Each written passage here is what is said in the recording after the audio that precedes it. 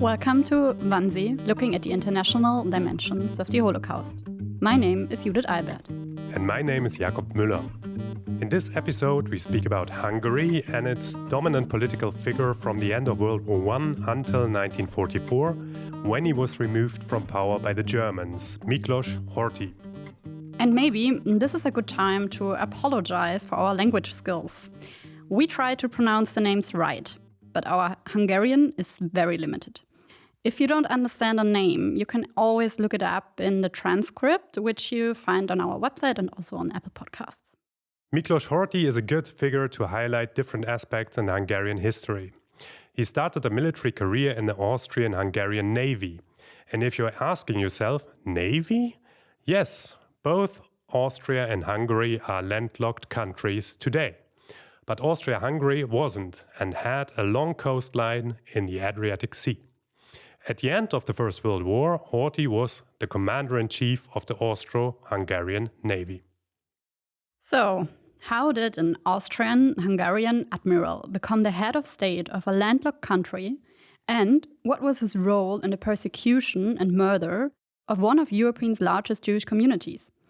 That are two of the questions we want to discuss with our guest, Adam Kerpel-Fronius. Adam studied political science, modern history and German literature in Poland and Germany. He worked for the educational department of the Holocaust Memorial in Berlin since its opening in May 2005, and since 2009 he has been the manager of the foundation's project information portal to European Sites of Remembrance, Gedenkstättenportal.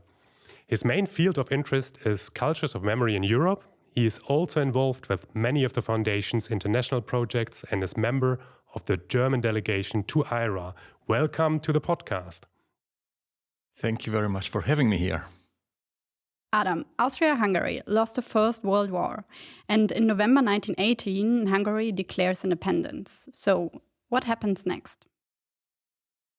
I have to warn you because there are so many contradictions and so many paradoxes in this story that always we will come back to those things, that some of these things are complicated. So Hungary has been together with Austria in a common state since 1867. It has been in the sphere of influence of the Habsburgs for a much longer time, but it's important to understand how the Austria-Hungarian monarchy worked, because inside the Austrian-Hungarian monarchy, Hungary was quite a strong nation and a nation state which had a common head of state, who was Franz Josef, Kaiser, but in Hungary he was king and not Kaiser. That's important. So basically Hungary understood itself as an independent country. And I would recommend to you that during hearing this episode, or just stop it sometimes and look at the maps, because the maps play a really important role also to understand the role of Horthy and of his system and why they wanted to revise what happened to the borders of Hungary after 1918, 1919, 1920. That's really important, plays a huge important role here. So Hungary belonged to the loser nations, but suddenly all the borders were in flux, and in 1918, Austrian-Hungarian monarchy basically collapsed or imploded. Could be the better word. So there was quite a lot of chaos, and they couldn't sustain the front anymore, and economically it wasn't viable anymore. At the same time, some of the countries or emerging nation states who belonged to the Entente, especially the Czechs and the Romanians, started to carve out territories of the Hungarian state and wanted to achieve their independence. So there were some border clashes, but most of the Hungarian soldiers couldn't be bothered anymore and simply wanted to go home. Many of these men were simple peasants. They have been fighting on the front for 4 years for nothing, basically, so they couldn't even understand, most of them probably, what they were doing anyway, and there wasn't big motivation to go on fighting anymore. Whereas these new emerging nation states really wanted to have to establish themselves. So there was big social chaos, big economic problems, a state which suddenly declared independence but didn't really know what kind of future it wanted to have. And you had from October 1918, you had, more or less a civilian government who understood themselves as Democrats and were dreaming about a democratic multi-party state and a strong social democracy, but they had a very, very weak legitimacy and almost no power and almost no means to keep things together. So at the same time, you have border clashes, you have a very, very weak power, you have a huge crisis going on, and all these chaotic problems. You still have the problem that in 1919 everybody was talking about a future settlement and a peace settlement. So Hungary already knew that probably it's going to be huge changes in borders. The Romanians in Transylvania declared Transylvania to be a part of Romania. The Czechs and the Slovaks wanted to have their own state. So basically all of today's Slovakia belonged to the Hungarian state before. So that chunk was gone too. And fighting was going on in these territories. The Serbs wanted to have a big chunk of Hungary, or southern Hungary. Actually, they would have liked to have the border at the southern beach of the Balaton. So everybody was coming with their maximum demands. Exactly, demands. So there was fighting going on and all these things were in flux. That was the situation, and in March 1918, this civilian government, this democratic government collapsed, and they gave over power to the so-called Soviet Republic, the communists. In March 1919, you March mean? 1919, exactly. So Hungary became one of the first countries in Europe, Central Europe, which got a Soviet system, basically, copied totally on the Bolshevik system, which was in Soviet Russia, which was fighting during that exactly the same time, the civil war against the so-called whites. But that's another story altogether. They were dreaming about something like a world revolution, and that the Soviet armies, or the Russian armies and the Hungarian armies could somehow meet in the middle. And funnily enough, and this is a total paradox, this Soviet Republic was the last regime which tried to get back some of the territories which the others were demanding. So they actually started a big offensive on the northern parts, which are today Slovakia, and I think they even got into Košice. So that's a really interesting thing because most of the nationalists really hated the communists because they thought they were traitors, they were Jews, they were Bolsheviks, and they were completely, as they said, completely. Absolutely not Hungarians in that sense, but they were really the last one who tried it. It collapsed, and in August 1919, Romanian troops marched into Budapest.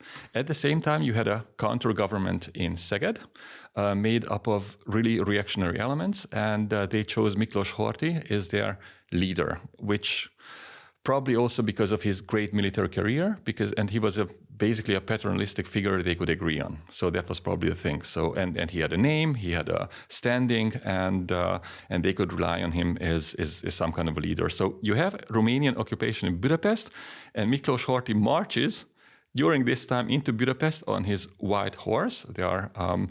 You have to Google the pictures because this is something which really burned itself into Hungarian iconography, how he marches into Budapest. And from that time, for a few months, you had a very aggressive counter-revolution. We have to say that the Soviet Republic in Hungary, the so-called Council Republic, was also very, very aggressive, and there was a lot of political violence going on. The so-called Lenin boys under Samueli, who's also a Hungarian Jew, and this connection, communism led by Jews, is very, very prominent, I think, in right-wing circles in Hungary and also in the international press. I think in the English press, this image of Jewish communism is very prominent with respect to Hungary. Absolutely. And so Tibor Szabóly, and also it's a bit of an irony that the leader of this Soviet Republic, Béla Kun, then fled to the Soviet Union, where he was. He became, in our history books in Hungarian school, I was born in 1975, so I remember there was this little sentence about him. He became a victim of the victim of the personal cult, which meant that he was killed by Stalin in the 1930s. So that's what happened to him. And you had these very reactionary elements coming back, and they started a counter-revolutionary movement, and they had their own militias. You would probably call like death squads in South America, maybe in the 70s, 80s.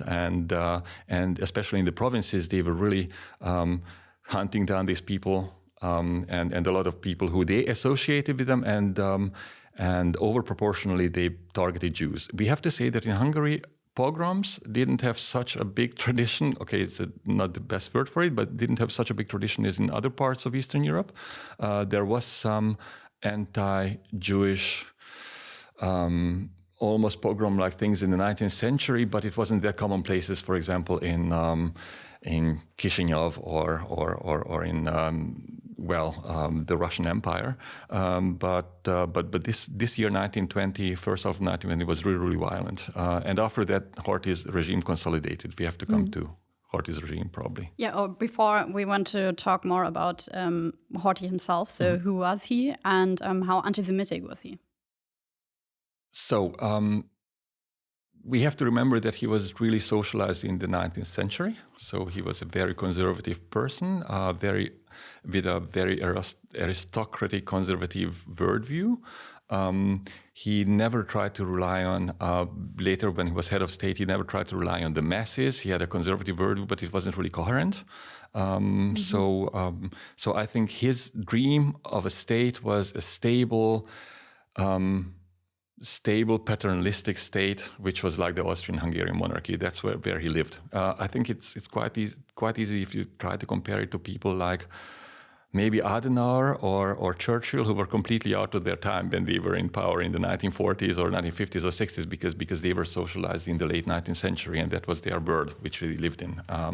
So he called himself regent, I think, regent of Hungary. Yes, but that had to do with the fact that Hungary, funnily enough, after this Soviet Republic renamed itself a kingdom, so it stayed the Hungarian kingdom. Yes, without a king, because the last Habsburg king, who was in Austria, Karl the First, but in Hungary, Károly the Fourth, because they had a different numbering. He tried to come back 2 times because he had some loyal people who tried to reinstate him as a head of state, but he was then basically kicked out by the Horthy loyal people. So it was a difficult thing, and then that guy died also very, very young. And his son was Otto von Habsburg, who you may know and you may remember because he lived until a few years ago. So there's all this continuity, and they tried to have continuity, so it was called the kingdom. And now, for our German listeners, because it's a really funny word, in German he was called Reichsverweser, which in English, an ugly word.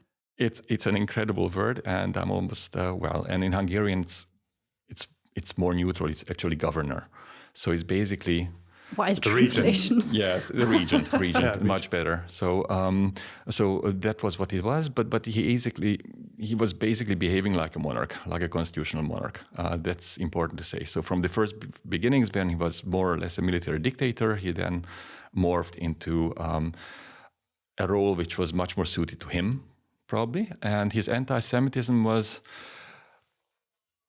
we have to say, totally traditional and in line with the kind of people where he came from. So he wasn't a total radical genocidal anti-Semite, which doesn't mean that he wasn't very much responsible for what happened during the Holocaust, but we will come to that later. But he was more or less, you have to see that in Hungary, many of the Jews, especially in the bigger cities, were more or less assimilated. Many of them were assimilated. Many of them were basically the backbone of the Hungarian bourgeoisie. And in the 19th century, they emancipated very, very quickly, and they built some of the most significant synagogues in Europe. So if you visit to Budapest or Szeged or Subotica, which is today in Serbia, or some of these other places, you see some of the most magnificent and big synagogues, because they were so proud of being part of the Hungarian nation, and being able to participate and being able to be mobily upward. He was probably anti-Semitic also about them, but most of the prejudices was targeted against the so-called Jews from Galicia. Hungary was quite big, and especially from Jews. the Eastern Jews, and many of them emigrated from those parts in the 18th, 19th centuries, and those were the ones who were always the stereotypical Jews they didn't want to have because they are foreigners. Okay. So that's important to say. Yeah. But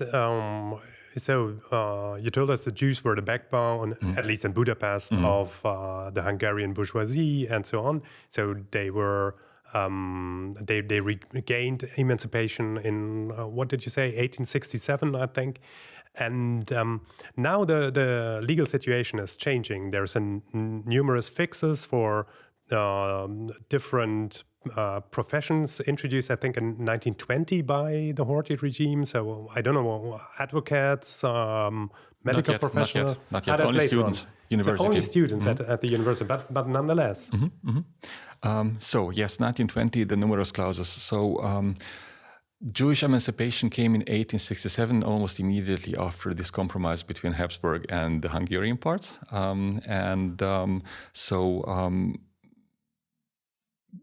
So in 1920, it was about 1.5 generations later. And you have to see that all the time when there were anti-Jewish measures or laws, it was always under the guise of some social problems they wanted to solve. At that time, not the problem, but the situation was that they had the feeling, or some of the nationalists had the feeling that that young Hungarians coming back from the war, or those who had to leave parts of the country which now belong to Romania or to Czechoslovakia, that they were really trying to get into universities, and they wrote this very nationalistic law, which was targeted against Jews, although the word Jewish was not actually mentioned in the law. So it had a wording which said that every nation and race. Now I have to say that race in the sense of the English word, not the German word. So they are not talking about biological races yet, but ancestry basically. But it's the same word. That all the Hungarian nations and the races have to be represented in the universities according to the number which they have in the overall population. And it was estimated that about 8 or 7% of the country was Jewish, and the number of students overall in the universities was about 12% Jewish students, but there were some of the most elitarian universities had a much higher percentage. So there were actually many thousands of Jewish young people who left the country, and it was a big brain drain. And actually, Hungary shot itself in the leg because very much so, not the first time and not the last time, but it really forced a lot of people who probably would have contributed a lot to Hungarian culture in the 1920s and 1930s, which was paradoxically at quite a high level, what happened intellectually between the two wars, and also in the sciences, but many left the country at that time. For example, many of the people who later became some of the best physicians, people who participated later in the Los Alamos program, and so on. So those kind of people. But 1920, and it was never actually totally systematically implemented, and in 1928 they actually abolished it. So it ran out, but that was a time when 1920 was a radical time, and from 1921 until 1931 there was the government of Count Bethlen, István Bethlen, who consolidated the country very much, and he was more or less a conservative liberal. So at that time it basically ran out, but then other times came. Yeah, but before we go to that, for those Jews who stayed in Hungary, was there any organized Jewish response to the rising anti-Semitism or some resistance? Not that I know of so much. There were some people who protested against it, also non-Jewish intellectuals who said this is unacceptable and it doesn't make sense. Not so much in 1920. I think 1920 was a very, very difficult time because everybody was very afraid of violence. So I can imagine that they were much more, okay, let's just try to keep quiet and get it over with. After a few years, it won't be that bad. But I know that in the universities there were some protests, and especially by nationalists who said there are still too many Jews. Let's get rid of them. So there was also a very, very strong nationalist element in the 1920s in the universities. Yeah, but I think there's numerous fixes established the idea of there are Hungarians and there are Jewish Hungarians, and these are two different categories of citizens. And I would be interested in the question in how the Nazis' rise to power, who had a very similar concept of or you're German or you're Jewish, did affect the situation of the Jews in Hungary. I would try to relativize that because I don't think that in 1920 people had the feeling that they are all one and suddenly they were differentiated. I think it was always a part of Hungarian culture to look where people came from and what ancestry they had, because you have to see that Hungary in the borders of 1918, so before it all fell apart, so in Greater Hungary, Hungarians were actually almost in the minority. I think it depends on how you count it, but only about 49 to 52% of the Hungarian population was Magyars. And you had a lot of German speakers, a lot of different Slavic languages, a lot of Romanians, and a lot of Jews. And I think Jews were almost always regarded as Jews, but that didn't mean they couldn't be Hungarian. That's in some languages you actually have a difference between the word Hungarian when you mean the Hungarian citizens or people belong to the Hungarian lands, and the ethnic Magyars. So even in English, there is this ethnic Magyar thing.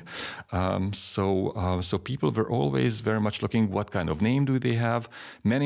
Actually, there were quite a few Jews who, for different reasons, some of them before already at the First World War already baptized themselves Christian, or they married Christian spouses, or there were many in 1920s, especially because of the numerous clauses, who changed their names, so as to sound more Hungarian, but they were always looked at, and especially anti-Semites do it to this very day. Actually, if you look at very right-wing things, that, for example, they always write the original name of these people, of these different communist politicians from 20th century with Jewish ancestry. They always write in parentheses the original name. Yeah, you find that a lot everywhere. Yeah, so that was like almost like the communist 1968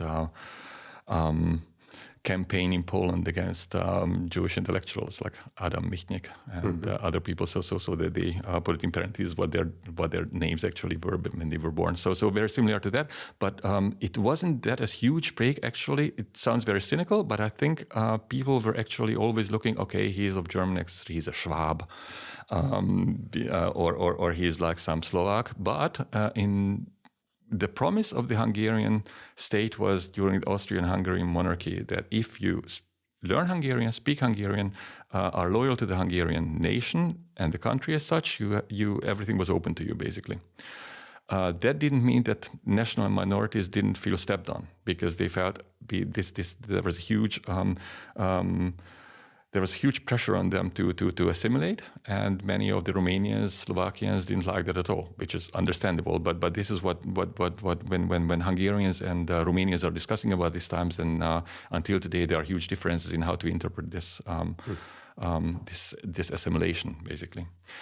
So yes, you're right. 1920 was a big thing, but I think that they were actually dividing that Jews are actually not even belonging to the nation that comes in the 1930s.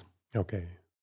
So we talked a lot about the 1920s, but going into the 1930s. So how did the Nazis' rise to power in Germany affect the Jews in Hungary? Several things are going on at that time. Nazis come to power in 1933, and from 1929 also Hungary was very badly affected by the economic crisis all over the world. So there's a lot of political radicalization going on, and also this era of consolidation, which was more or less surprisingly effective in the 1920s, suddenly collapses. Also, if you look at the Weimar Republic didn't look so bad in 1928, but really looked bad from 1929.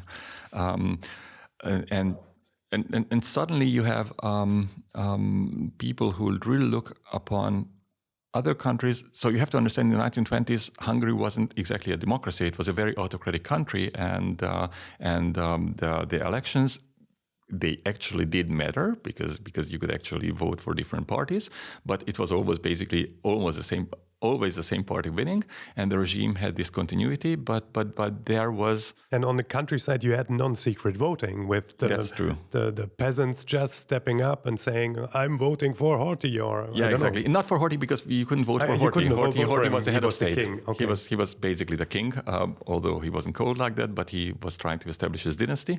But it's important to state that at that time, he was basically staying in the background. Mm-hmm. So he did consult with the people, so he had a much stronger role than for example, Charles III today in Britain. But he had a say in things, but he wanted to keep out of day-to-day politics. It was too dirty, basically, for him, and he had a different role. So his Camarilla, his ministers were doing their things, and there were actually a lot of different movements and a lot of different political actors with different with different agendas. So you had basically like a smallholders party, which was a conservative peasant party, and you had these very conservative people, very aristocratic people, and it was also quite a feudalistic society. You shouldn't forget that Hungary was basically very backward in many ways, with many very impoverished people in the countryside, and quite an existing industrial base, but not so strong. But there were also social democrats who were allowed to function, but they were not allowed to strike. So there was a social democratic movement, and the communists were completely discredited and marginalized. Of course, yeah. Yes. So communism didn't have any traction at that time, unlike, for example, in other places with a much more stronger sense. So the people who were really extremely nationalistic and wanted to make something more radical were actually looking much more at Mussolini.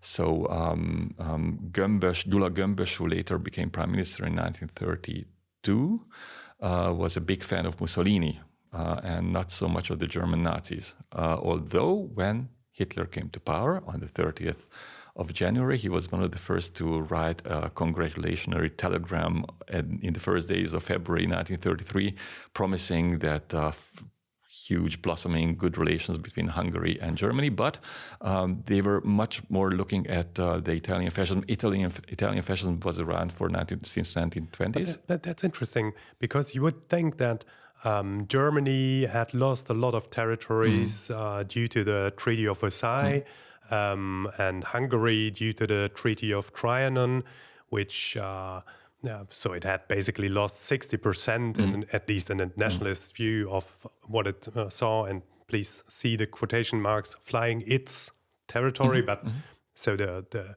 historical territory of the St. Stephen's crown. But didn't that create a sort of solidarity between the two states? And when Hitler managed to get rid of many of the restrictions of the Versailles Treaty, didn't that feed to the attraction of Nazi Germany to authoritarian-reigned Horthy Hungary? Yes, that's true. But at the beginning of the 1933 era, I don't think they took Hitler so seriously at the beginning. It came later when they realized that he was really there to stay, and that he was getting traction, and he was actually revising Versailles. But until then, Mussolini seemed to be the energetic new figure who has this social but also somehow leftist kind of regime. And what they were absolutely interested in, it was also, and there was quite a lot of cooperation between the Italians and the Hungarians to try to dismantle Yugoslavia. So they were the ones who made the Ustasha movement strong, the Hungarians and the Italians. So they worked together very strongly on that. Later, they realized that, okay, Hitler is a chance, so he's an opportunity. And interestingly enough, Gyula Gömbös, who I already talked about, this prime minister who really was trying to suck up to Hitler and really he had huge sympathies for the fascist movement.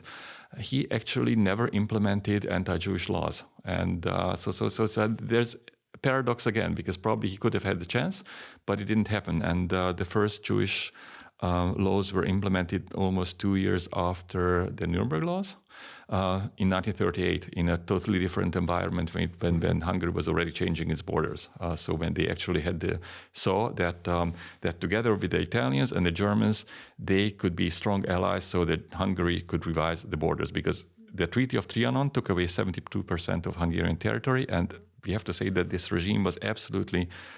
The main goal of this regime was to revise those things. But the problem is very, very often in Hungary that they were totally maximalistic about it. They want to have the whole state back, all the territories, which is absolutely an illusion.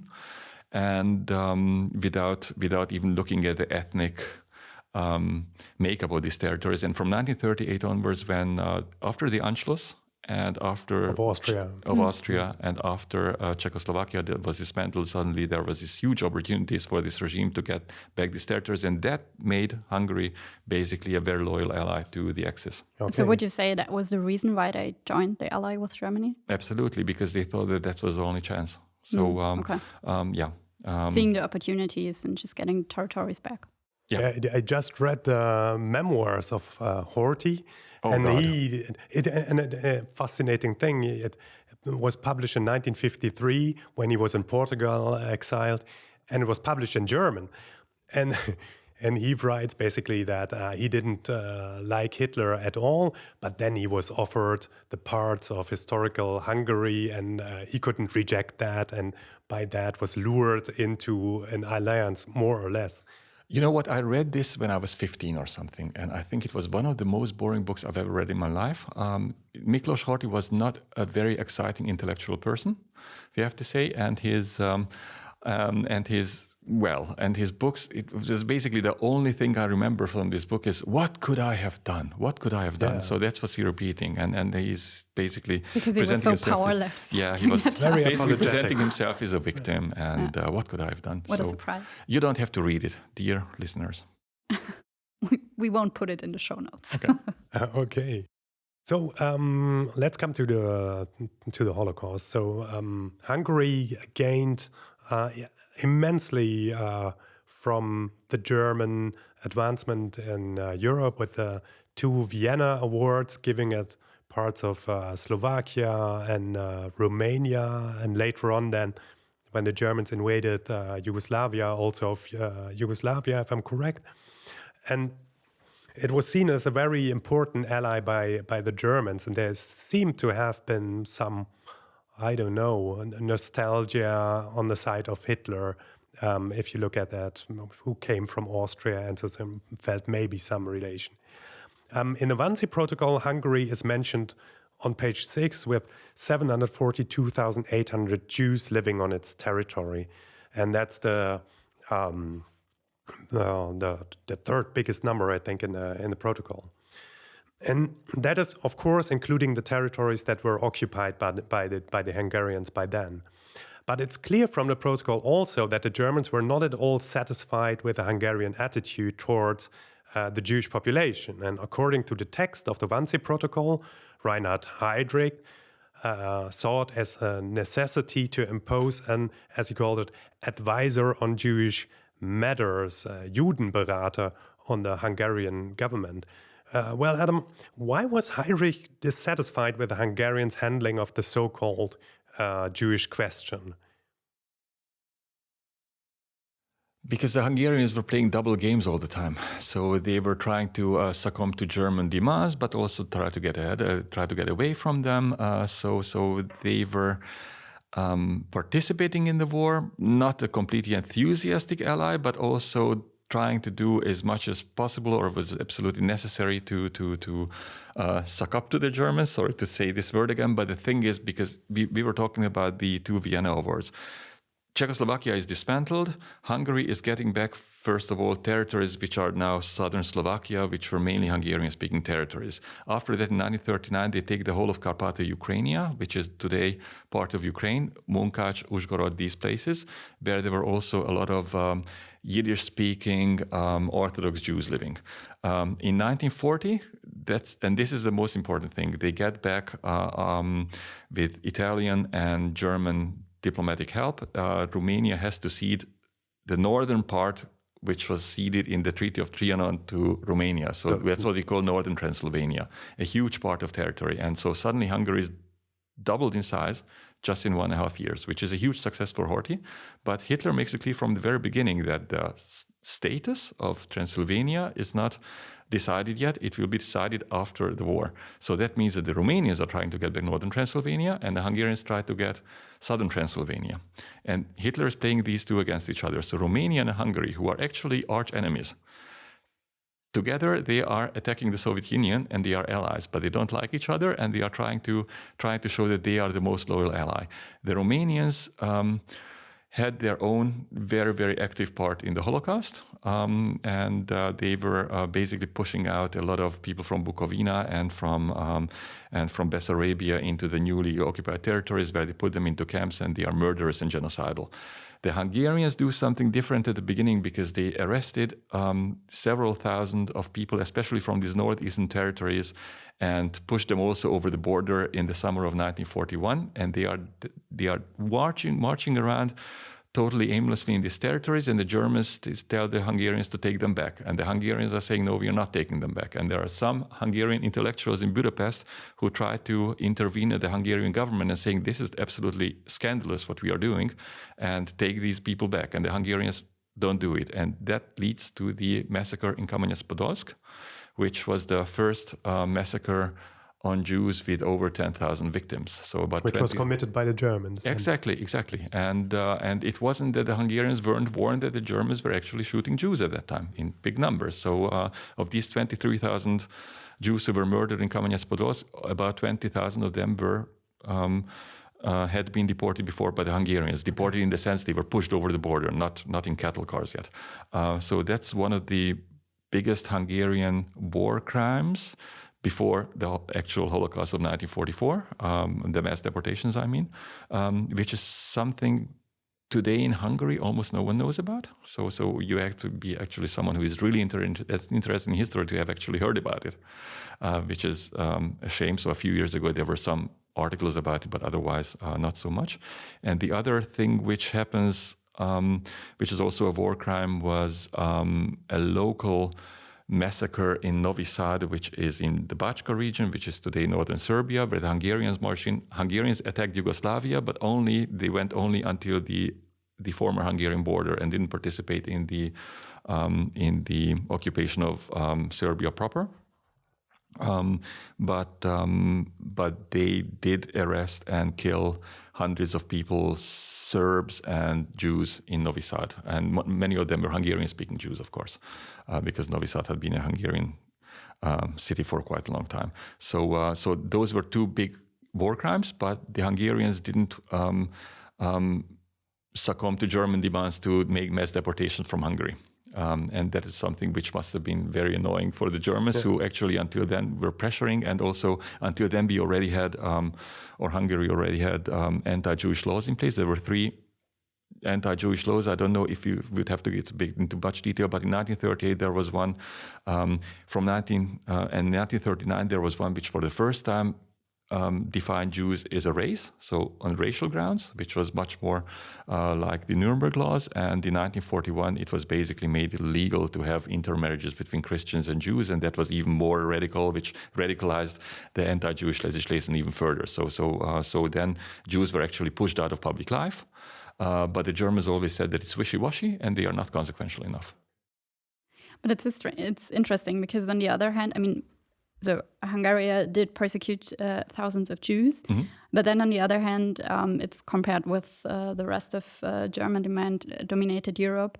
It was quite a safe place for Jews because there were thousands of Jews who fled from Slovakia or Romania or Poland to Hungary. And we have a quote we want to share with all of you. So the quote is from the young Zionist leader Rafi Ben Shalom, who arrived in Budapest from Slovakia in January 1944. He was surprised and he wrote, I quote, "For me, in Europe of 1944, this seemed like a fantasy. Jews seeking entertainment could still visit coffee houses, cinemas and theaters, while in Poland, hundreds of thousands of Europe's Jews were being annihilated and the whole world lived in fear." This relative safety ended on March 19 in 1944 when the Germans invaded Hungary.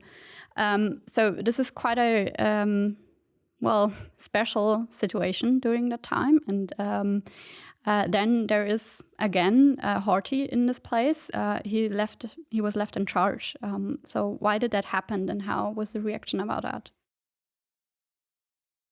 That's what I said at the very beginning, that it's full of contradictions and paradoxes. So it's actually absurd if you think about it, because Ben Shalom is right. So millions have been already killed until 1944. The Holocaust was actually almost finished until then, and in Budapest you had still almost 200,000 Jews living, and who were almost certain that nothing would happen to them.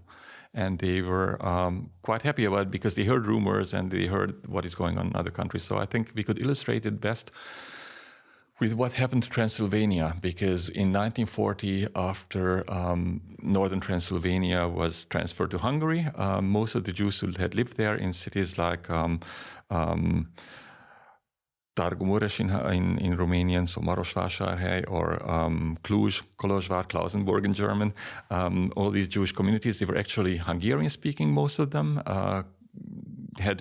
belonged to the so-called Neolog religious movement, which was a very special Hungarian thing. They had their synagogues, and they never really felt extremely loyal to Romania, and they always thought that Romania was an aggressively anti-Semitic nation, and they were very happy in 1940 that they would be safe because they don't belong to Romania. What they didn't expect so much is from the first day when they became part of Hungary, suddenly these anti-Jewish laws were almost immediately used against them too. So they were then pushed out of this new society, but still at the beginning, on the first day when the Hungarian troops were coming in, also Jews were standing there with Hungarian flags. So it's full of contradictions, and you had really hundreds or thousands of Jews from southern Transylvania going to the Hungarian territories because they felt safer.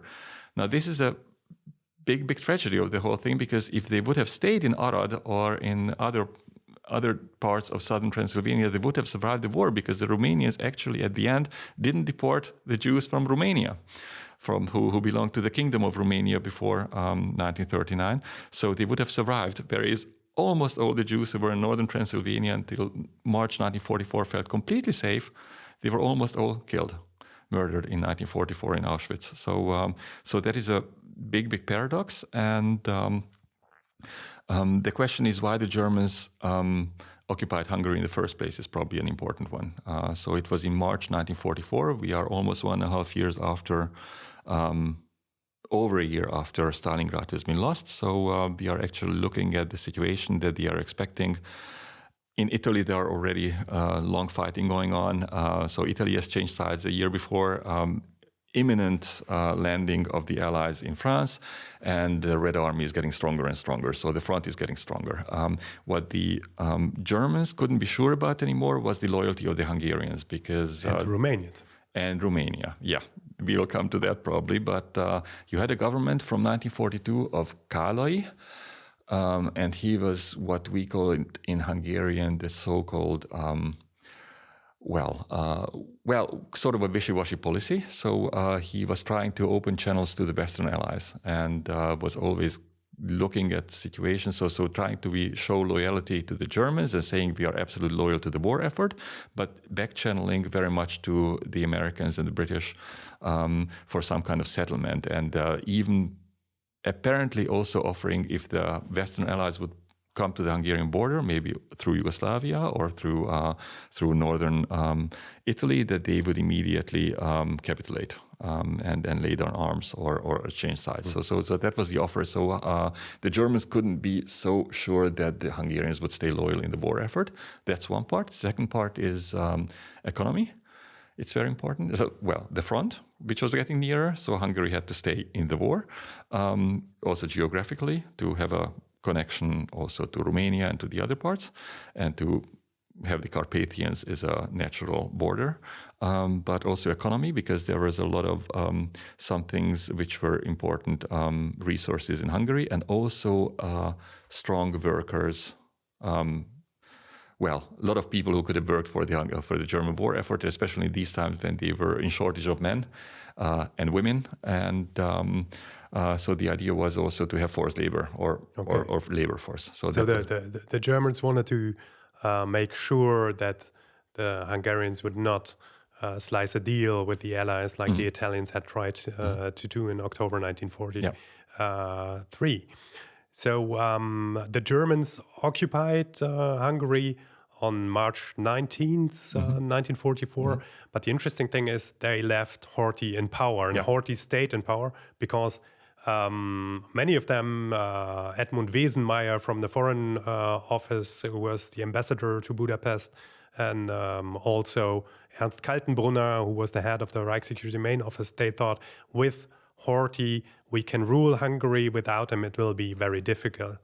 And with the German invasion, there is immediately a special commando led by Adolf Eichmann himself, which is very important because Eichmann, before that, aside from the German-speaking countries, had never led an in-the-field action. And they make work of the persecution of the Hungarian Jews almost immediately.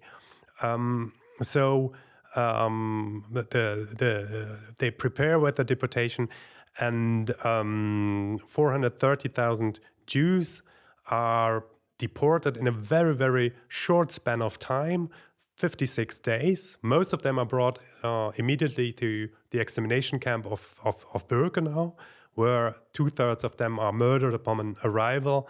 And I think some 15,000 were brought to Vienna. And this is very swift and brutal, to the surprise of everyone. How could the Germans manage to do that?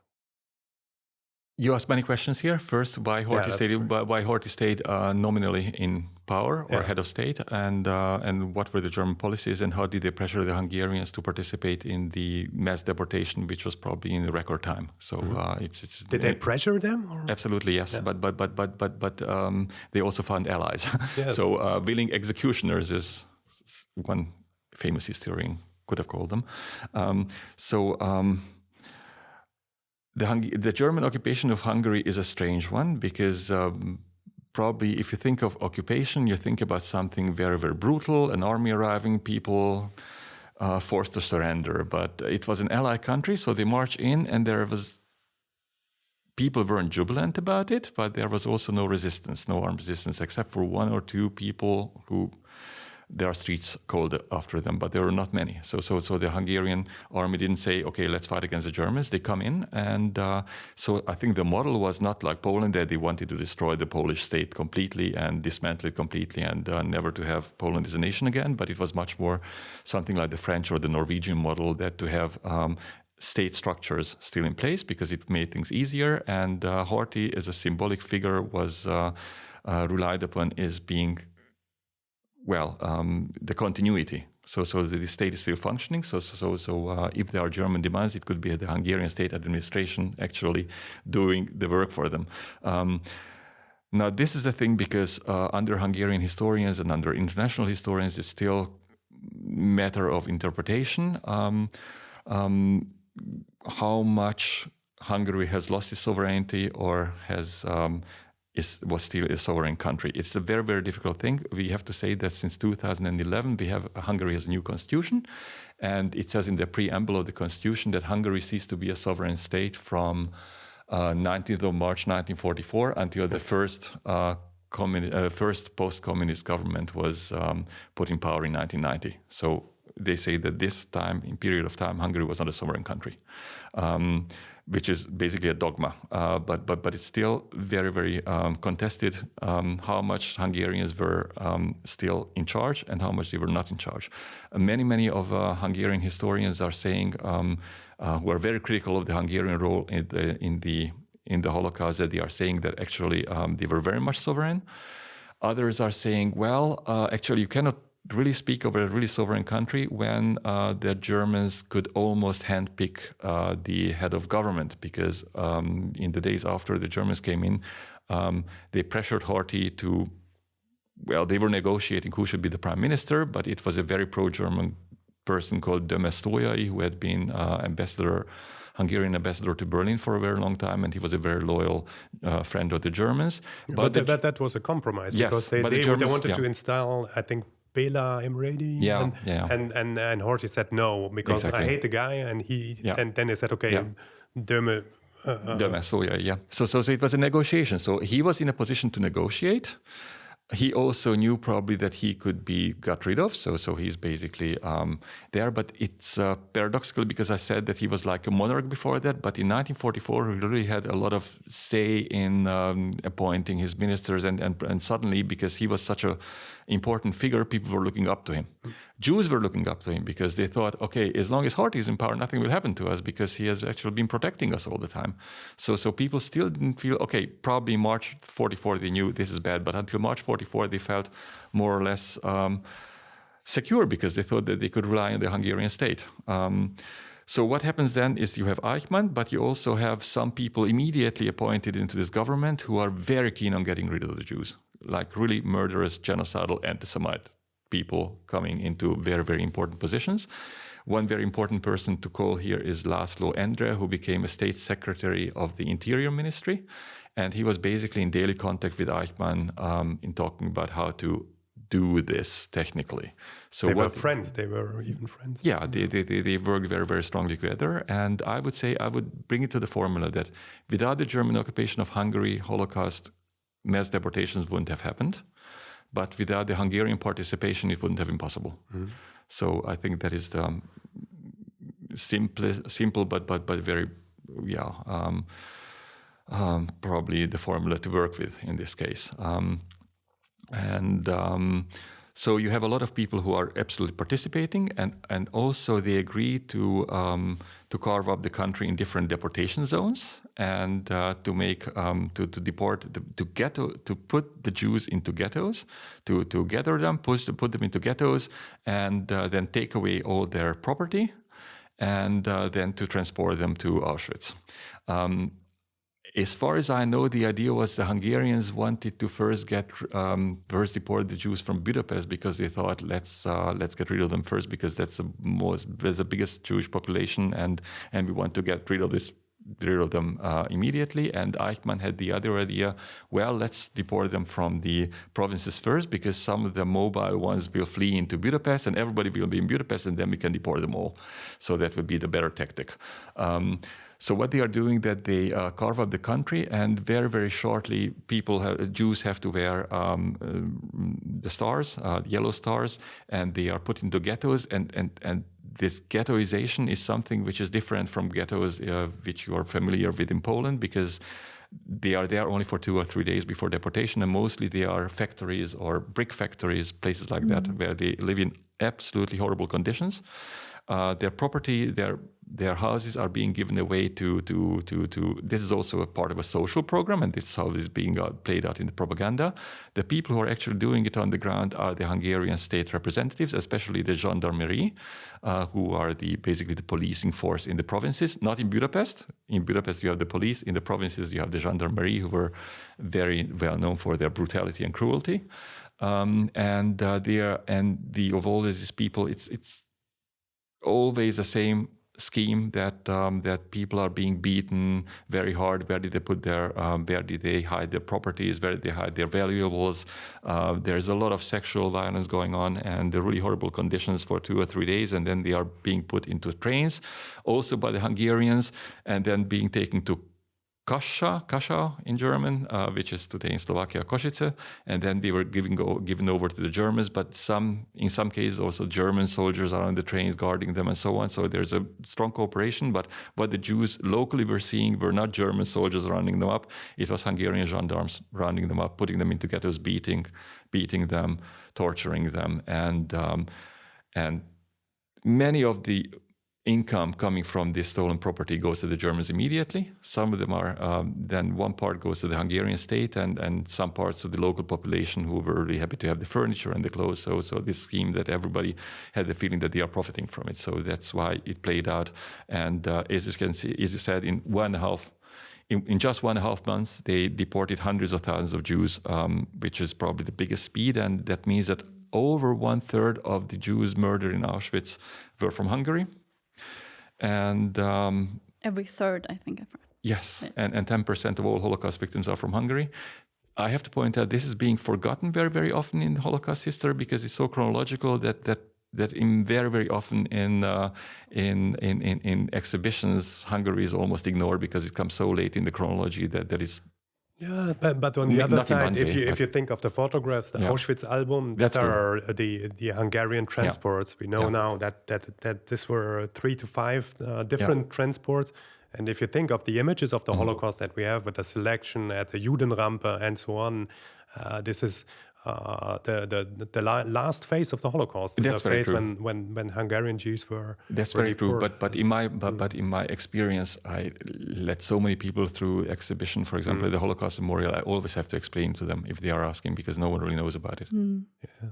No. There were more Hungarian Jews killed in an extermination camp on Polish soil, Auschwitz-Birkenau, than Polish Jews. That's really astonishing.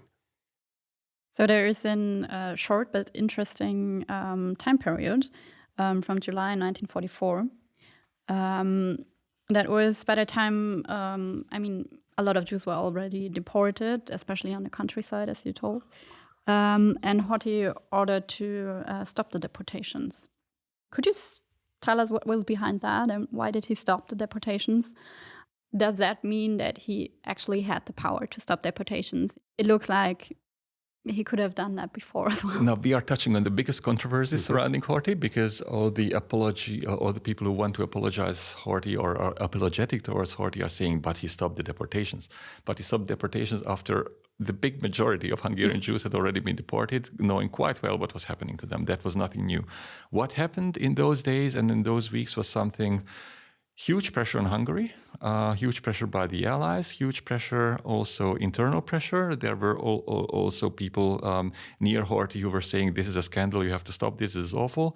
So he was probably torn apart, but he never did anything really to stop these deportations until July when it was almost too late. One thing that happened though is also this report from Auschwitz by Rudolf Vrba and Alfred Wetzlar, yeah, exactly. The two who escaped from Slovakia, from Auschwitz, and Rudolf Vrba said later that his biggest motivation was to go to Hungary to warn the people.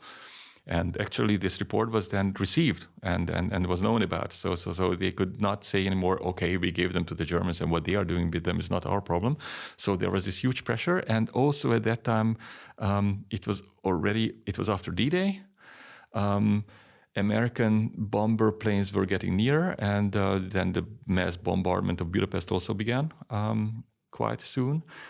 So they saw, okay, the end was nigh, and let's do something about it. So Horthy was very opportunistic about it, and he thought, if I have a better position with the Allies later, if there are still Jews there, and I can say that I'm somehow defending them, and many of the politicians thought in this way, they were basically treating Jews not so much as Hungarian citizens anymore, who they are being loyal to because they're Hungarian citizens, but as pawns on the chess table.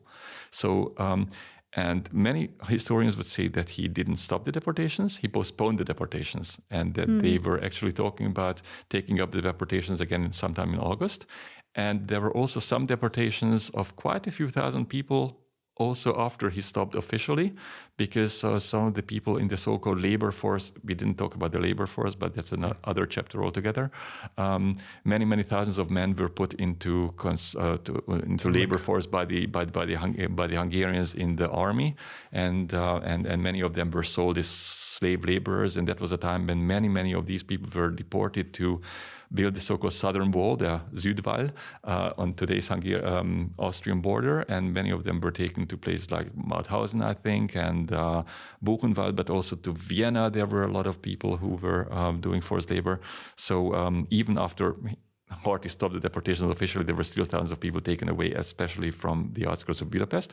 But he probably postponed it. But then what happened afterwards in the summer of 1944, the Romanians changed sides. And the Slovakian uprising, which made it almost impossible to deport people to Auschwitz. So suddenly the whole geopolitical situation changed. And this is the craziest thing to think about. People who were deported from northern Transylvania, let's say in May or June 1944, and they were selected for forced labor. They were then in concentration camps, and excruciating forced labor camps around Gross-Rosen, for example, in Silesia. And in August, September, their home cities were liberated because suddenly the Red Army came in, and people who they've known, their neighbors, were ready, getting used to a new life in after war, and they still had almost 8 months ahead of them until liberation. So it's a very crazy, if you think about it. So when they went back, if they survived, then they came into very, very different world indeed. So this is so absurd. And from August 1944, you have a completely different situation, which makes the German position almost untenable. Yeah, and Eichmann moves out, and the deportations stop until October 1944, when Horthy tries to break a deal with the Soviets, which before that had been unthinkable because he, as you told us, they spoke with the Americans, with the English, but of course not with the communists. But the Germans immediately get wind of that, and they remove him from power and replace him with these very radical Arrow Cross organization with its leader Shalassi. And Eichmann immediately returns back to Budapest and tries to resume the deportations. Could you very briefly tell us something about this last phase of the Holocaust in Hungary? I think that this attempt by Horthy to change sides on the 15th of October 1944 was completely botched. So he screwed it up. He waited for too long. It wasn't really well communicated when he issued the orders to the military. It was sabotage. So many of you still had a lot of officers who wanted to fight on with the Germans, and they sabotaged giving his orders. So there were some Hungarian soldiers on the front who heard this on the radio, but their officers were telling them it's bullshit. So nobody knew what was going on.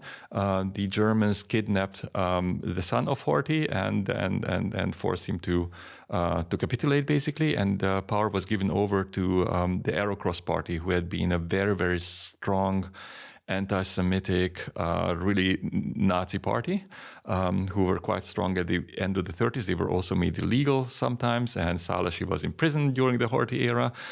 So that was a really radical party indeed.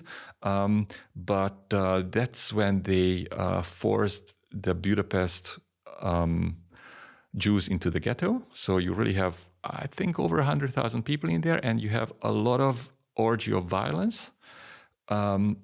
But it's probably there were plans to somehow evacuate, so that means to destroy and murder the Jews of Budapest, but it never came to that anymore at the same time. But it's a very complicated thing. We don't have the time for this. You had Swedish, Swiss diplomats and so on who were trying to also organize Wallenberg and Karl Lutz, who were trying to save Jews and were giving out passports that they are under the protection of these states, and these were sometimes even really respected by the authorities. It's a very strange situation, but also Szálasi was also thinking in the same terms: if we put the Jews there in a ghetto, that means they are still there, so maybe the Americans wouldn't bomb us.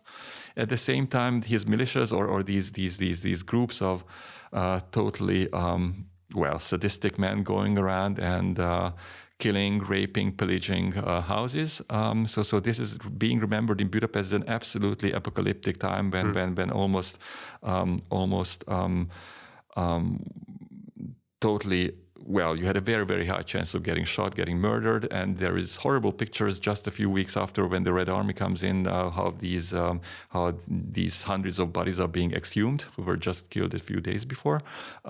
So these are Hungarian Arrow Cross militia people who are really, in an orgy of violence and shoot Jews into the Danube. Also, that is the reason why one of the strongest Holocaust memorials probably in Central Europe is these so-called shoes on the Danube that comes from there. So it's not Germans, but Hungarians shooting Jews into the cold Danube in December and January 1945. But this is the big paradox again, because when the Red Army the siege of Budapest was very, very, very, very heavy battle, and it went on for almost 3 months. And the Soviet army marched into Pest, which is on the eastern bank of the Danube in the middle of January 1945, and fighting was still going on the Buda part until February. So they were still killing Jews in February on the other side of the Danube, and the ghetto was already liberated. About 80,000 Jews, as far as I know, were liberated by the Red Army, which is also the paradox. You had the biggest Jewish community almost, well, more than majority of survived them in Central Europe in a city. So that's what makes it interesting. But for the survivors of the ghetto, this was the most traumatizing event, this orgy of violence by the Arrow Cross people. So that means that in the remembrance of these people, the most horrible people were the Arrow Cross people, but the people who were actually responsible for deporting 500,000 Hungarian Jews were not the Arrow Cross people. And so this is what makes it so strange and contradictory. So those 500,000 are actually on Horthy's responsibility and under his watch. Let's talk about remembrance for the last question. Horthy is kind of a interesting figure for remembrance in Hungary today. So what does he mean for Hungarians? It depends who you ask, because Hungary is Hungary has had some.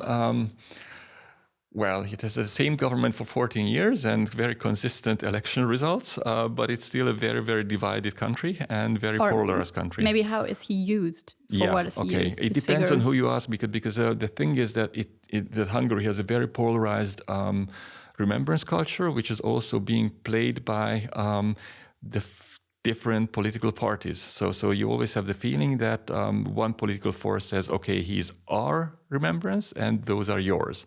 So they are always playing with this is we and this is you.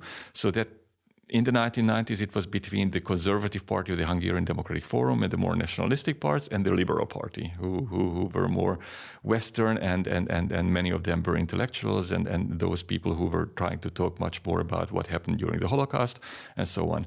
I have to say that those people who are interested in what happened during these times actually know more about it than 30 years ago. So, because many things have changed. I grew up with the notion, the Germans came into Hungary, they occupied the country, and they took away the Jews, and they were responsible. And later only it came out, okay, it's a much more difficult thing.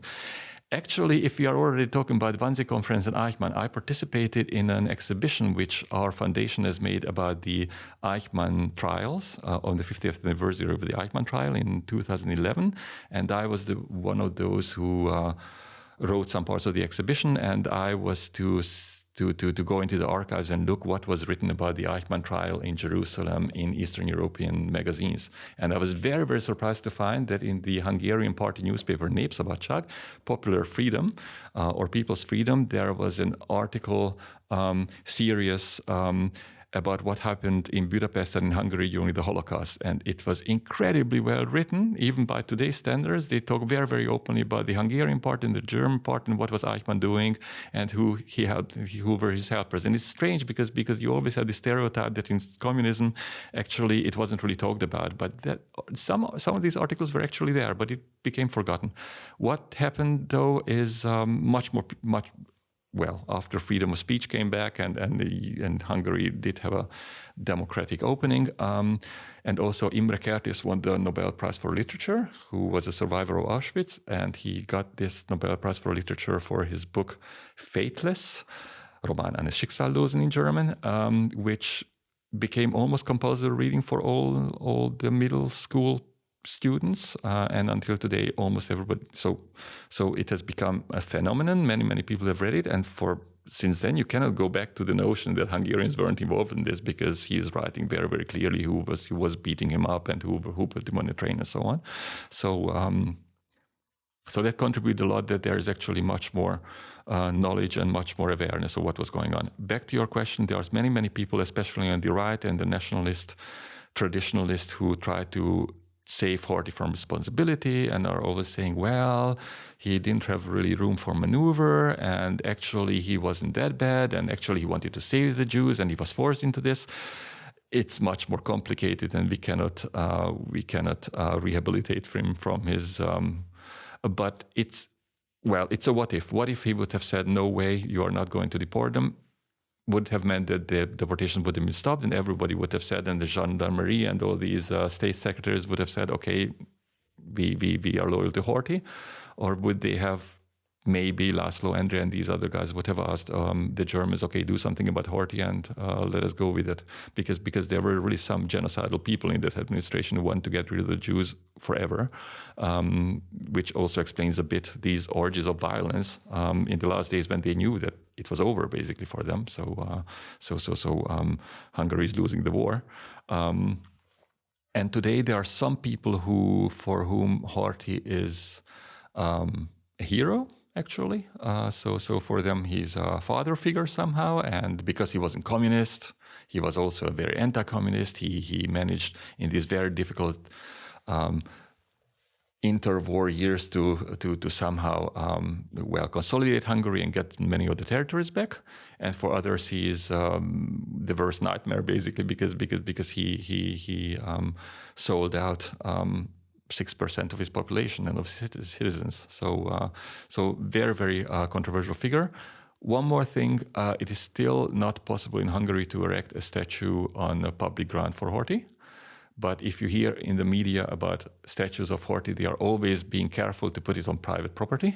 Okay. So sometimes you see in some villages there are some Horthy memorials, but they are never on public places. Where is he buried?